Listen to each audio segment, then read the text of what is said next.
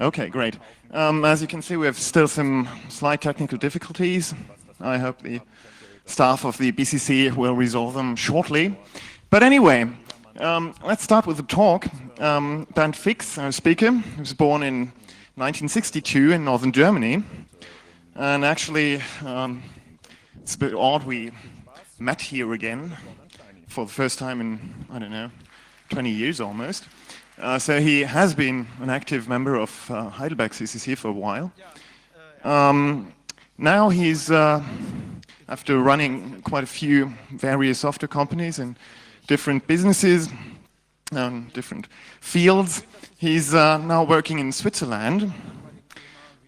His company tries to leverage the advantages of aspect-oriented programming. So if you always wanted to know what that is about, you could ask him after the talk. His talk now has the title, A Not So Smart Card. It's about a Swiss debit card and features a demonstration of the lame attempts at security the guys who wrote this thing made. So the people who had already visited the lightning talks with StudiVZ and stuff like that probably will enjoy that again. Now, as you can see, slight technical difficulties. I hope the guy from Ambien is about. Well, so maybe you can kind of try to fix this online if you have a remote control for the beamer. And in the meanwhile, Bernd.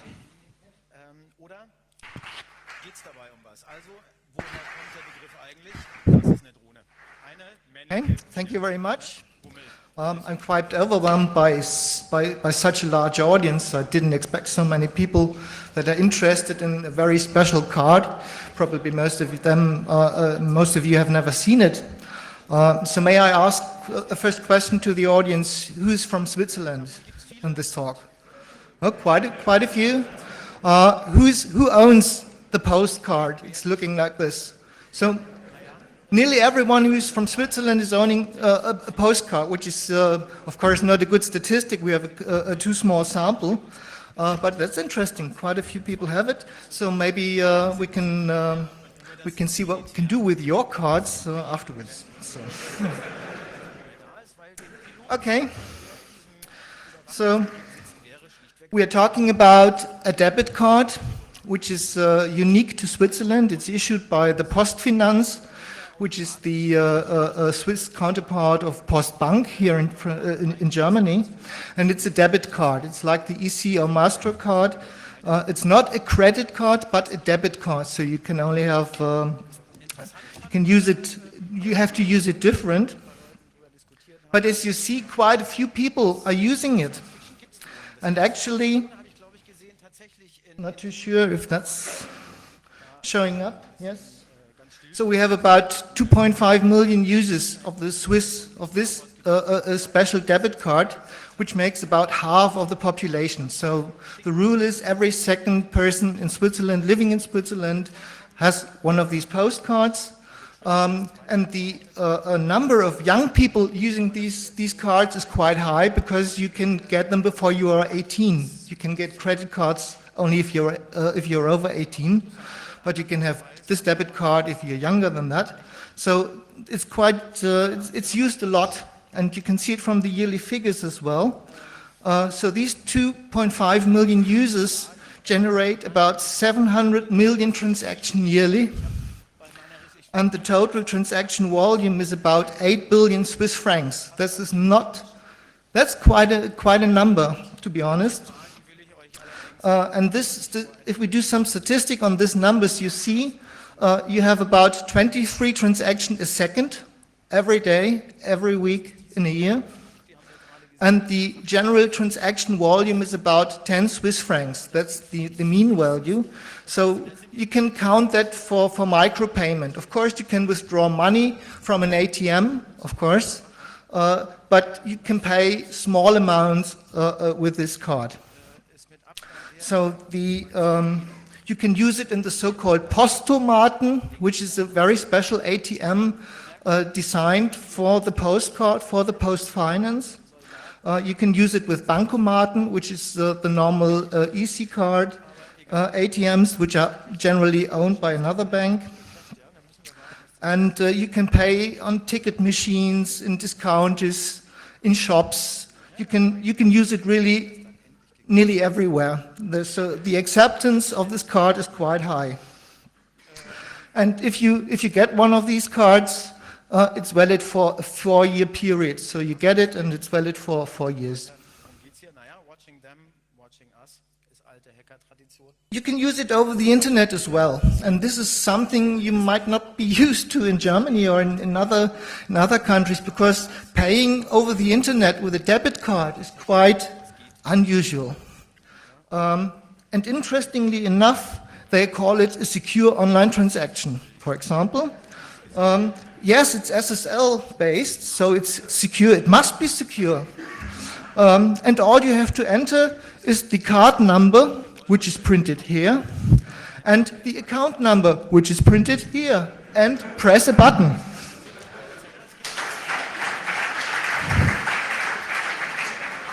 But that fact is well known, and that's not very interesting. So I'm not going to talk about this secure online transaction. I'm going to talk about something else.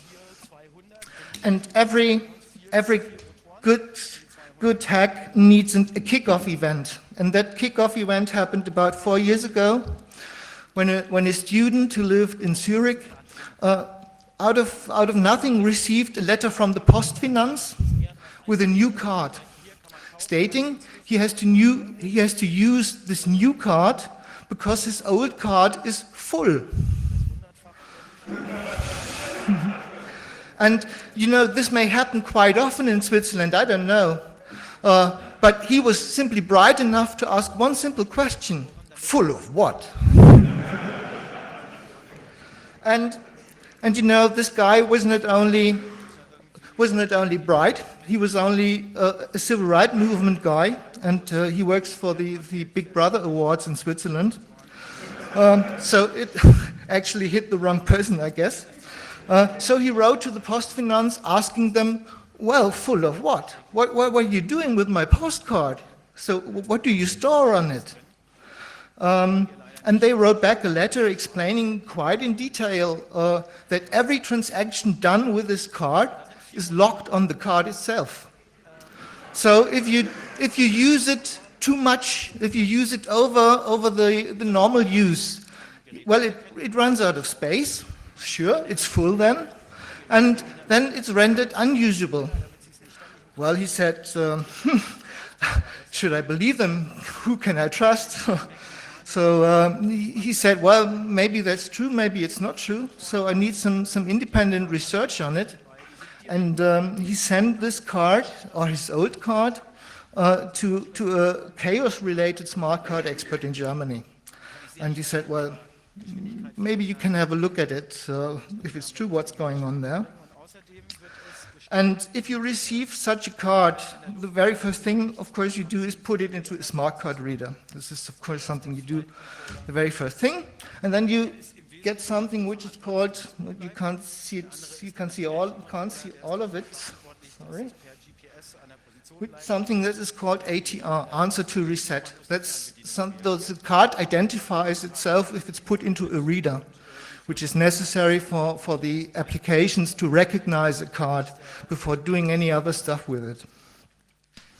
So you get this ATR, which is, don't say very much, but you can, of course, look it up or try to look it up in a list of ATRs, of well-known ATRs.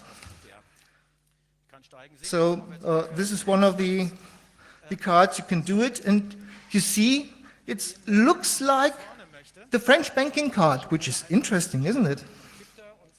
Oh, you can't see it. I'm so sorry that it's cut off.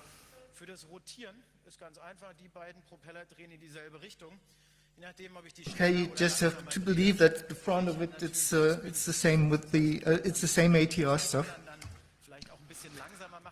You see a lot of French cards with the same ATR, and of course a banking card is always interesting, but there's a France Telecom card, And interesting enough, a D-Trust card, maybe one day we should have a look at that. And you find the postcard. So these cards have very, very similar ATRs. That doesn't mean anything from the beginning, but of course you wonder why. And you will look deeper into it. Well, you find out that this postcard is a standard ISO 7816 card, so it responds to the normal smart card commands. It has something like a file system on it, probably. And then you can run some checks which class codes on these cards are supported. And you find out very easily that, for example, the class code BC is supported, which is not unusual for memory cards. So maybe this isn't a smart card at all. Maybe it's just a memory card. And they said it's full of transaction logs. So it's not too far-fetched to think it's simply a memory card. But of course, you can try to read data from the card. And if you're lucky, you find some interesting data. And if you're not lucky, you find nothing. And it's not very easy to go on from that point. So if you don't have access to an actual terminal, to a real terminal, especially designed for this card, it's hard to do anything or to go any further from here on. But what happened is we just typed into Google BCBO, which is the start command for reading data from a smart card like this. And suddenly hit a French web page, which is called www.parodie.com monétique. And at the first sight, you might think, well, we're not interested in jokes about money, parodie, monétique. So what's going on there? But if you go to this website, and well, it doesn't make much sense to do it now, you find out that the French banking card, that one was listed in the ATR list in the beginning, this one, that this card was hacked by a French engineer called Hodgepodge, who did a 4-year research on this card to re-engineer it completely. So he was able to not only understand how the card worked, but he was also able to clone existing cards or to create new cards and use them. And this page exactly explains what you have to do to reproduce every step with the French banking card. It's very, very interesting to read. I can only recommend that you have a look on this page. For him, it was not that funny. He proved that his cloned card worked in front of journalists by redrawing a ticket from a machine with a clone of his own card. But nonetheless, he was accused in France. He was sent to jail. He had to go to court, and he was sentenced to a 2-year probation. I think especially the CCC knows that the French have a very, very special relation to computer security, and if you do something about that, so for him it was not fun, but it was very interesting to see if these things that worked for the French banking card can be transferred one-to-one to the Swiss banking card. Well, we have nothing to lose, so just give it a try. And then we did that.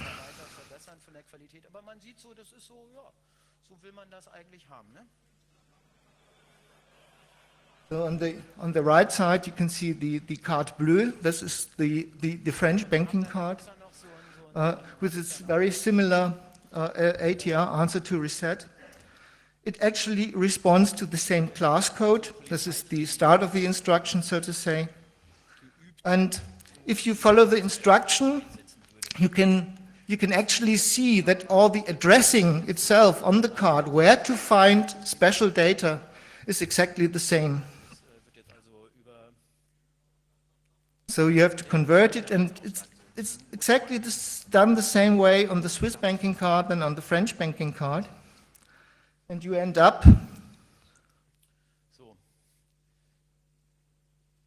with a hexadecimal address where the actual card data is stored. So this is, let me first explain, the card is divided into two parts in the end. It's more or less a memory card. It has no crypto functionality on it. It's a very plain card in the end. It was designed in 1983 and wasn't changed since then. And that's at least now 23 years ago, so quite a long time for technology.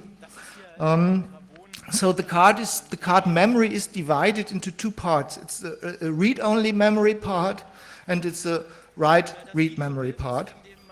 And the read-only memory part is that what we are interested in the first place, as we will see. So we start reading the memory content with this command. So such a pity you can't read that stuff now. But you can see it's identical to the French card, and I have already formatted it in a certain way. So sorry. So what we found by simply applying the steps described on the French website to the Swiss postcard was that it worked one-to-one. Nothing had to be changed. It simply worked exactly the same way. The data structures are the same, addresses are the same. Of course, memory content is different. That's true, yeah. Okay, so why are we interested in this very special read-only memory? You know, 1983, when the card was actually designed, having all terminals online was simply wishful thinking. It simply wasn't possible, technically not possible, or much too expensive to do that. So you need a method for the card to authenticate itself offline. So the card must be authenticated itself. And this is done with these read-only memory. Memory is divided, the read-only memory is divided itself into two parts, a cipher part and a plaintext part. And the whole system uses a very simplified form of digital signature. So you have a plaintext data, you encrypt the plaintext data with an RSA private key and put the result, so this is what I call the ciphertext, onto the card as well. And now every terminal simply has to have the public RSA key hardwired into it, and then it can read both memory parts, decipher or decrypt the cipher part, and compare the result with the plaintext already stored on the card. And if these two parts match, the card itself is authenticated. The system, well, it's not really good, but of course everyone immediately knows it all depends on key size. And we will see that this is the problem, here. Now the people using this card will say, well, this can't be. I have to enter a PIN. What about the PIN? The PIN is a complete fake in the end. Now, not a complete fake. But you don't need it for card authentication. You need it to access the writable memory part of the card. So this is where you remember where the transactions are locked. So the whole process looks like this. The card is inserted into the terminal. The terminal reads the read-only memory part, authenticates the card, and then tries to lock the transaction into the writable part of the memory, which is PIN protected. So the terminal asks you for the PIN. You enter the PIN. The transaction gets written to the memory. And if that is not possible, the transaction is simply aborted. So it's not a PIN check, but it's a simple transaction checking, a write check on the log file. And now it's clear why a full card is rendered unusable. because the transaction couldn't be written to the file. The terminal thinks you have entered probably the wrong PIN, or at least the memory is full.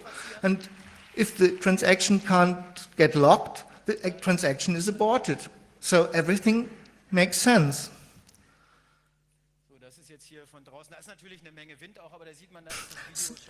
But this, of course, makes it very, very simple to clone cards, because if the PIN is not actually needed to authenticate the card, or the card holder, which is the normal case, then it's very easy to clone a card.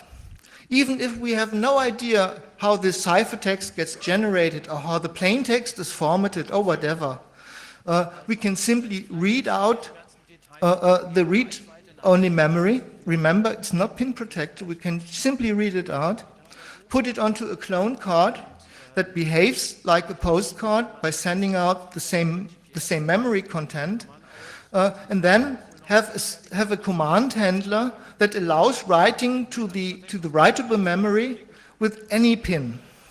The French did exactly that, and they called this card a yes card, because it says, yes, the PIN is fine, regardless of what you type.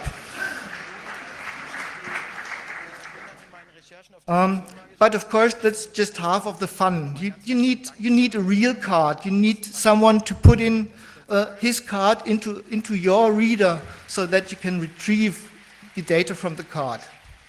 And if you're a hacker, no one is willing to put his card into your reader, you know.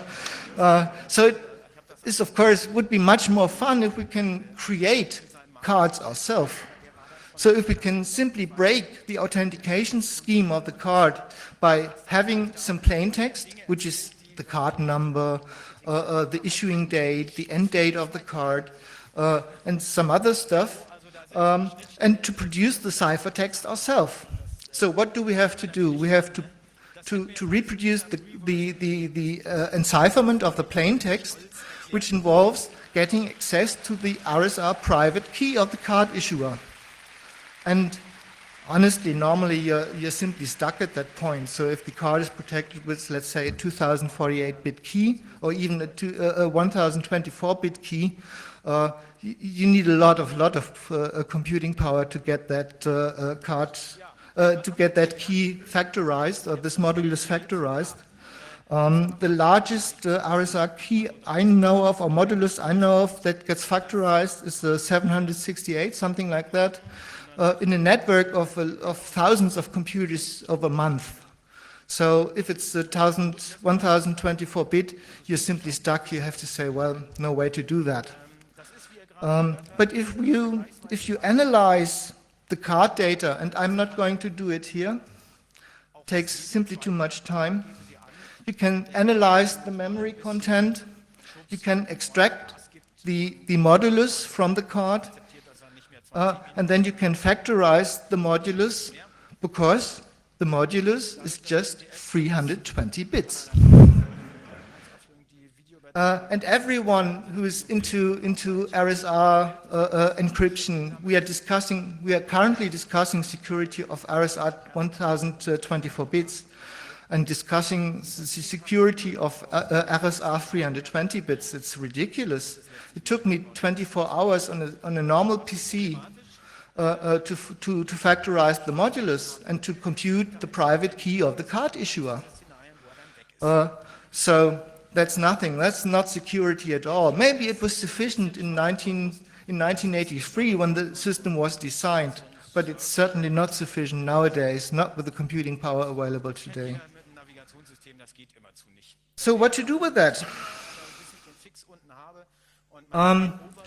Cloning the card, of course, not only involves the chip content, the memory content of the chip. You also have to take care of the MAC stripe on the back of the card, depending on what you want to do with it. Most of the ATMs, especially if they're not postomats, which means specially designed for the postcard, of course only work with the MAC stripe. But there are a lot of terminals that simply work without the MAC stripe, with just the chip. So you can put in the card in nearly every Swiss telephone, public telephone, and it's not reading the magnetic stripe, it's just reading the chip content. So it's actually possible to create new valid cards, valid in terms of it authenticates itself the same way as a normal postcard will do. And a terminal cannot tell the difference. The card exactly looks the same, you know? Okay. When we discovered that, we thought we should apply the normal procedure of handling such stuff. And the Chaos Computer Club simply has developed a very good working method over the years in many, many cases that worked fine. The first rule is don't talk to the press, talk to the company involved. And in this case, it was a little bit more complicated. I'm living in Switzerland, but I'm still German. And Andi Müller-Magun, who was involved in that, and Gerrit Helwig. We were all free aliens, and not just to the company culture. This is something that we are used to, but also from the nationality. So they simply didn't want to talk with us in the first place. So we had to get in contact with them through another company. But in the end, we get a meeting with high-ranking officials of PostFinance in Bern. And we talked to them and we explained something to them they should have known for years. Because you remember, the French had the same problem in 1989. So 4 years before we discovered that the postcard is working exactly the same way. And they said, well, thank you very, very much for giving us the security hints, and of course we will improve security and stuff like that. But remember, it's not only all about techniques. So it's not enough just to tell them what is wrong, but to go deeper. And this was the point when they simply quitted the talk with us.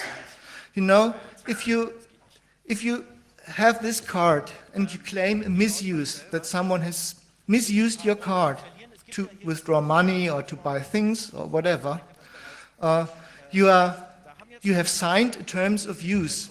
And the argument of the issuing bank, or in this case the PostFinance, is always the same. Our system is safe, so if there is a card misuse, you must have, intentionally or not, passed the card and the PIN to someone else, because otherwise it's not possible. And you need a very, very good lawyer and a lot of, you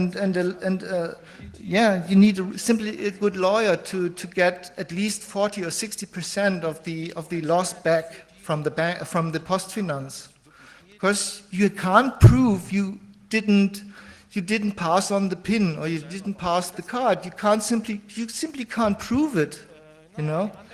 And then we told them that their legal argument in this case simply breaks down, you know. If it's possible to use the card and the card owner has done nothing wrong, because someone simply cloned his card by knowing the card number and the issuing and the end date. That's all the information you need to clone a card. Then he has not handled against the terms of use, but the system is simply insecure. So they have to rethink their refunding policy in case of card misuse. And of course, they didn't want to hear that. That's for sure. So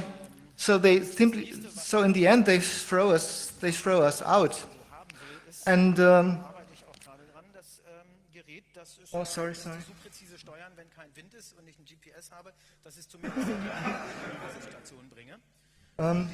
So we said, okay, this can't be it. We can't simply stop here. So the normal step would be to talk to the next higher level.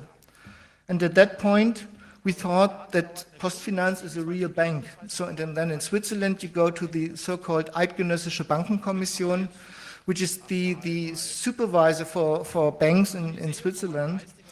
But they said, yeah, very, very interesting story, but we are simply not responsible. The PostFinance is not a bank. They are just a company allowed to deal with money.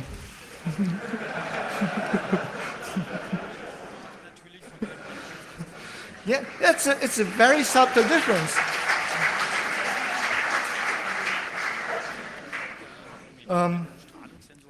So we said, but someone must be responsible for them. He said, yeah, of course they are. They are still, of course they are privatized, so they are not completely state-owned, but they are still state-controlled. So there is a ministry, so to speak, in Switzerland, which is responsible for the Postfinance. And the head of the department, the responsible for the Postfinance, just happens to be the president of Switzerland.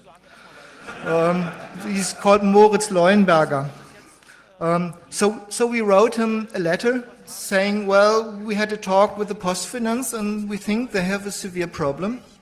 And we have the impression that our problem report was not well received. And of course he said, well, I will take care of that. I will advise them to take the necessary steps and to do what has to be done to improve security. Okay. Well, you can't control it if that really happens. You simply have to believe it. And for whatever reasons, the postcard, and that all happened in the year 2002, it drifted a bit out of focus. So we were busy with doing other things, and it was interesting, but simply probably not interesting enough. So that 4 years later, and now we are back, now we are in 2006, I was working on another smart card project and thought, well, maybe it's a good time after 4 years to see what was changed. So the French in 1989, 1999, sorry, yeah.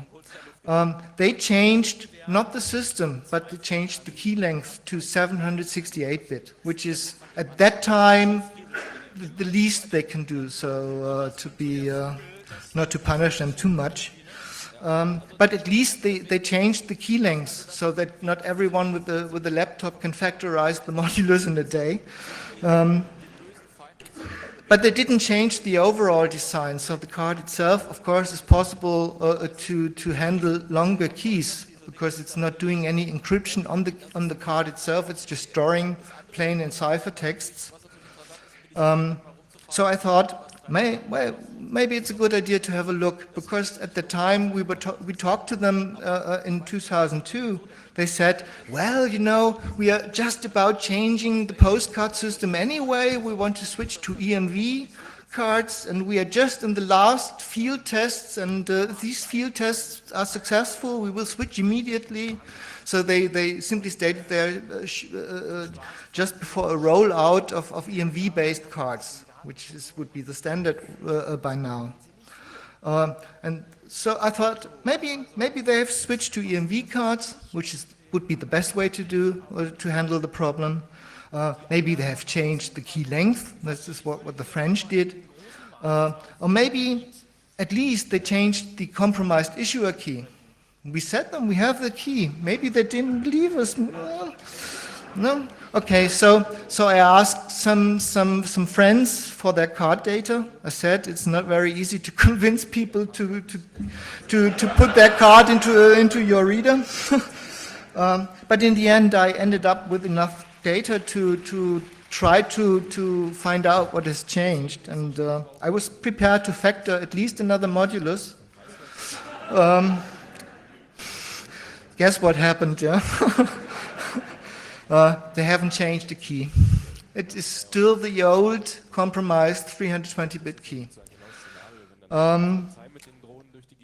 I was really surprised because doing really nothing wasn't understandable. You know, the revenue of the card is about 8 billion Swiss francs. Of course, that's not the earning of the Postfinance. This is the money total transaction volume of the card. But of course, just take a little percentage of that as the revenue for the bank itself, or for the Postfinance itself.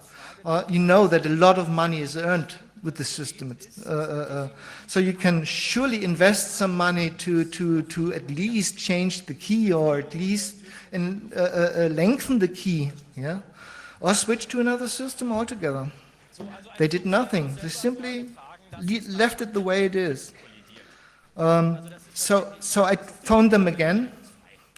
They didn't remember me, funnily enough, and said, "Sorry, yes, we got a request from you about the security of our postcard. Sorry, we can't tell you how it works. We are so sorry, but it's secure, of course." And that's it. And so we wrote again to Mr. Leuenberger and said, "Well, we wrote you 4 years ago and just found out they haven't changed the compromised issuer key. So what's going on there?" And after 4 years, for the very, very first time, the Postfinanz responded themselves. They must have read the Fahrplan.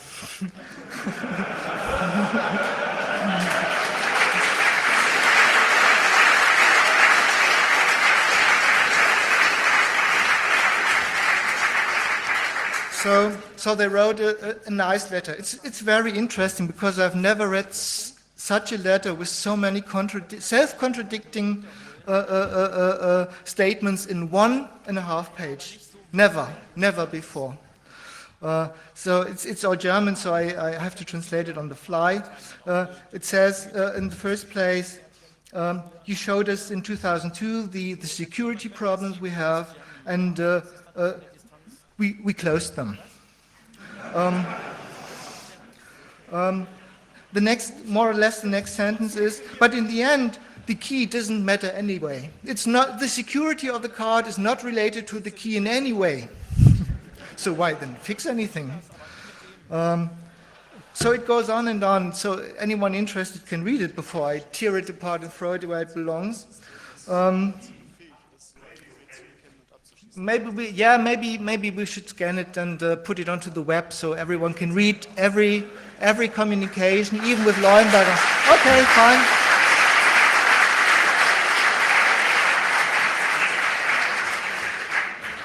Okay.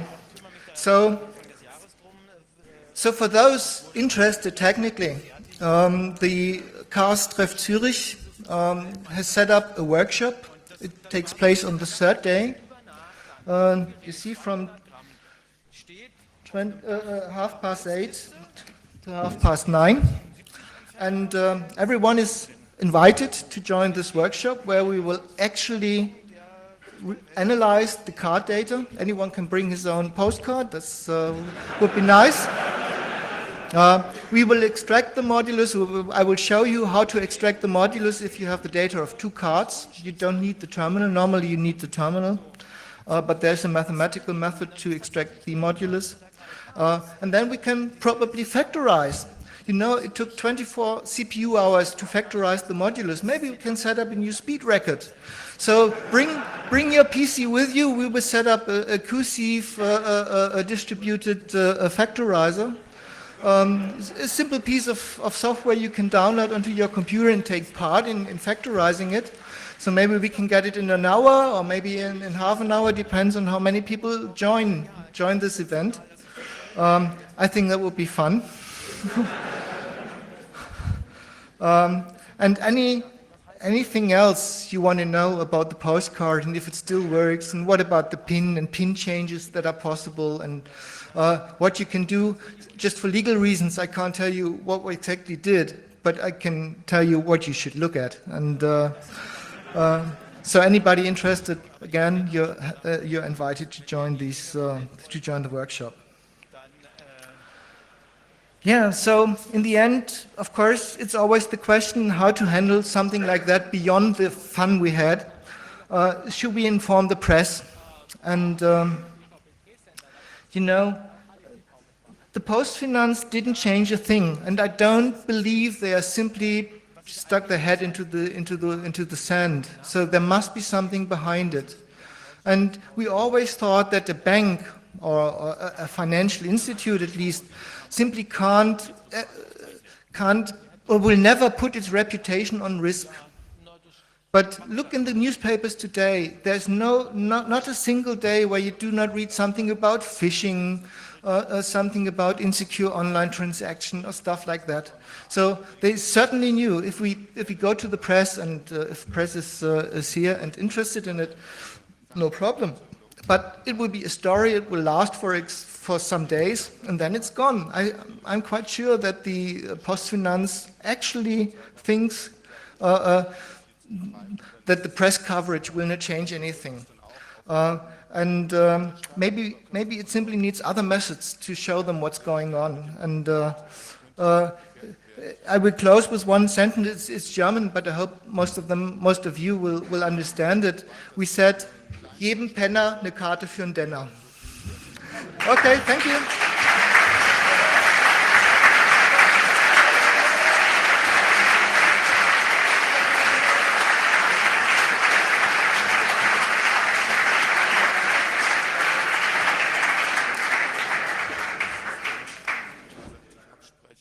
Okay, thank you, Bernd.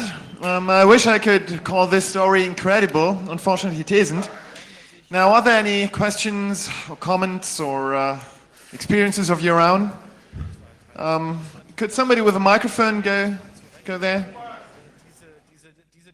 Well, then just shout. I'll repeat the question.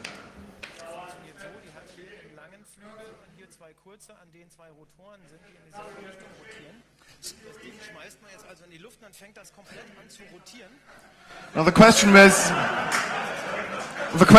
whether the usage pattern had changed significantly since the first.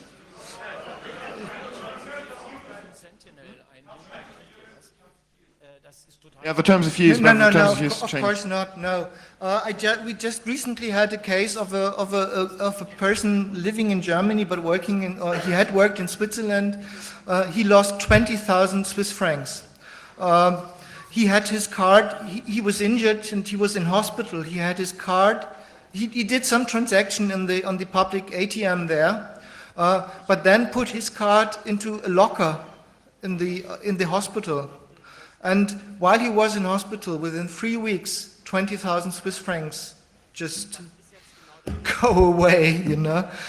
So someone exactly drew the maximum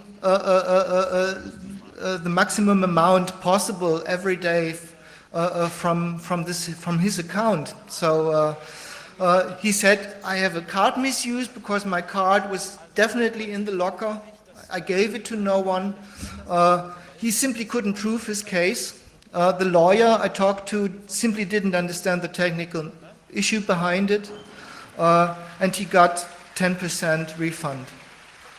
So they didn't change. No, why should they change? It doesn't cost their money, you know. It costs the customers money. So.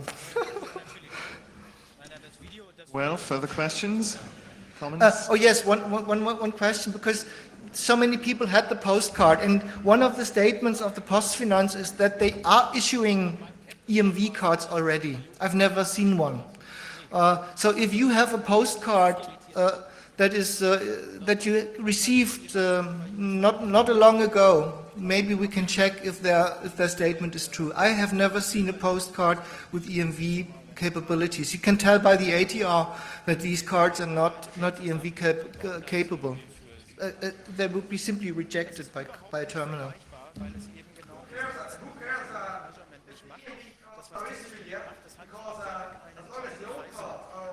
Right. Sure. It's just to prove if it's all wrong what they write, or they at least did the rollout in the end. I didn't believe them either, so I do not trust them. But at least we could check if it's true or not. Okay, one last question, maybe you.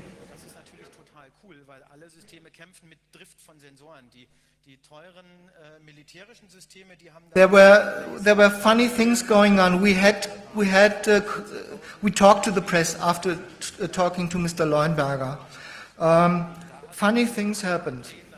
One of the newspapers we were talking with, the journalist came to us and said, well, he presented it to his chief, and the chief said, well, we can't publish the story because we need the advertising of the Postfinanz.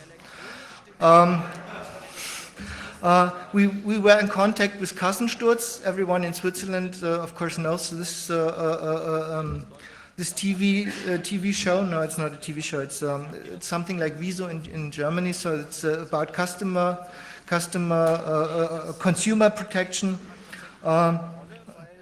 He got a phone call from his boss saying, well, do you think it's still worth to further investigate, or should we do something else? So we were not very lucky, which probably one of the reasons was that we are simply aliens. You have to understand the Swiss. If the Germans are coming and telling them they are doing everything wrong, probably not the good thing to do. So.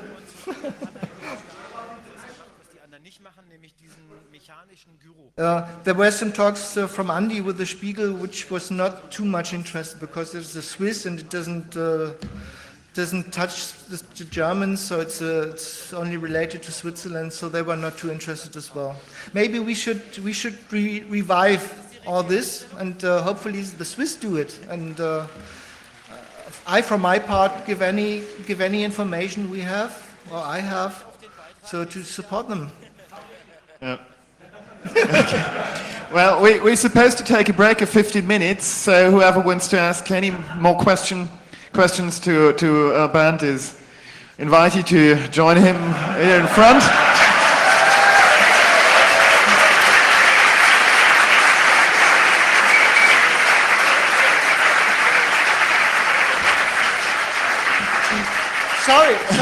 Sorry, nothing illegal, just two big prime numbers. So take your photos.